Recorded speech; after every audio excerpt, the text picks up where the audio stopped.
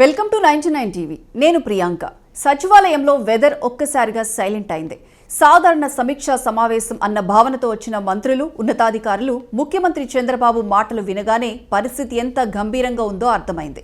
ప్రభుత్వ లక్ష్యాలు, ప్రజల ఆశలు, గడువులు ఈ మూడింటిని కలిపి ఆయన వేసిన ప్రశ్నలు ఒక్కొక్కటిగా అధికారులను ఆలోచనలో పడేశాయి. ఈసారి మాటల్లో సూటితనం ఉంది, హెచ్చరికలలో స్పష్టత ఉంది. అలసత్వానికి ఇక చోటు లేదన్న సంకేతం స్పష్టంగా కనిపించింది. గతంలో నిర్దేశించిన లక్ష్యాలపై సమీక్షతో సమావేశం ప్రారంభమైంది.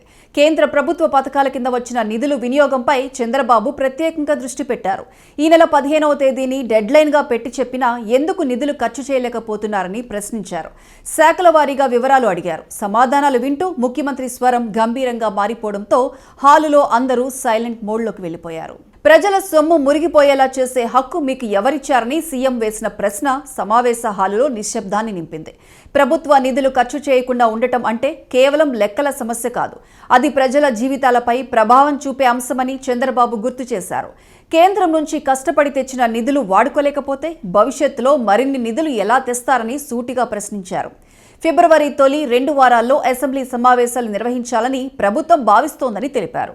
మార్చి 15 నాటికి అన్ని కీలక ప్రక్రియలు ముగించాలన్నది ప్రభుత్వ లక్ష్యమని కూడా స్పష్టం చేశారు. ఆ తర్వాత కార్యదర్శులు ఢిల్లీ వెళ్లి కొత్త నిధులు తెచ్చే పనిలో ఉంటారని, అలాంటి సమయంలో ఇప్పుడే వచ్చిన నిధులను కూడా ఖర్చు చేయలేకపోతే అది పరిపాలనా వైఫల్యమేనని చంద్రబాబు ఆగ్రహం వ్యక్తం చేశారు. అవసరమైతే ప్రతి వారం సమావేశాలు పెట్టాలా అని ప్రశ్నించడం ఆయన అసహనాన్ని స్పష్టంగా చూపించింది. ఇక్కడితో ఆగకుండా మంత్రులు, అధికారులపై సీఎం బిగ్ టాస్క్ విధించారు. ఇది త్వరగా కంప్లీట్ చేయడానికి స్పష్టమైన గడువును ఖరారు చేశారు. ప్రతి చిన్న విషయానికి పదే చెప్పాల్సి వస్తే పాలన ఎలా ముందుకు సాగుతుందని ప్రశ్నించారు. ప్రభుత్వం నిర్ణయించిన లక్ష్యాలపై అప్రమత్తంగా ఉండాలని, శాఖల మధ్య సమన్వయం తప్పనిసరి అని స్పష్టం చేశారు. అమరావతి రాజధాని అభివృద్ధి, పోలవరం ప్రాజెక్టు విషయంలో ప్రభుత్వ వైఖరిని చంద్రబాబు మరోసారి వివరించారు. ఇవి కేవలం అభివృద్ధి పనులు మాత్రమే కాదు, రాష్ట్ర భవిష్యత్తుతో ముడిపడ్డ అంశాలని తెలిపారు. రైతులను భాగస్వాములను చేస్తూ అమరావతి అభివృద్ధి జరగటం గొప్ప విషయమన్నారు. ఇది దేశానికే ఒక మోడల్గా నిలుస్తుందని, అమరావతిలో త్వరలోనే క్వాంటమ్ కంప్యూటర్ ప్రారంభం కాబోతుందని అనౌన్స్ చేయడంతో సమావేశంలో కొత్త ఉత్సాహాన్ని నింపింది. పోలవరం ప్రాజెక్టుపై కూడా ఆయన స్పష్టమైన హామీ ఇచ్చారు. గోదావరి పుష్కరాలకు ముందే పోలవరం పూర్తి చేస్తామని ధీమా వ్యక్తం చేశారు. ఇది కేవలం నిర్మాణ లక్ష్యం కాదు, లక్షలాది రైతుల ఆశలతో ముడిపడిన అంశమన్నారు. పొరుగు రాష్ట్రాలతో జల వివాదాలు కోరుకోవటం లేదని, కానీ తెలుగు ప్రజలకు మేలు జరిగే విధంగా నిర్ణయాలు ఉండాలని చంద్రబాబు స్పష్టం చేశారు. రాష్ట్ర విభజన తర్వాత తెలంగాణ ప్రభుత్వం కాళేశ్వరం ప్రాజెక్టు నిర్మించినా ఆ సమయంలో అడ్డుపడలేదని గుర్తు చేశారు. తెలుగు జాతి ఒక్కటేనని, రాజకీయాలకు అతీతంగా అందరం కలిసి పని చేయాల్సిన అవసరం ఉందని సూచించారు. సామాజిక సంక్షేమం, గిరిజన సంక్షేమం, మున్సిపల్ అడ్మినిస్ట్రేషన్ శాఖల్లో నిధుల వినియోగంపై ముఖ్యమంత్రి అసంతృప్తి వ్యక్తం చేశారు.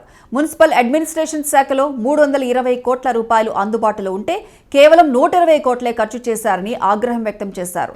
పెండింగ్ నిధులు ఎందుకు వినియోగించలేదో స్పష్టమైన సమాధానం కావాలని డిమాండ్ చేశారు. ఈ నెలాఖరులోగా కేంద్ర పథకాల కింద వచ్చిన ప్రతి రూపాయిను ఖర్చు చేయాలని, లేకపోతే సంబంధిత అధికారులపై చర్యలు తప్పవని హెచ్చరించారు.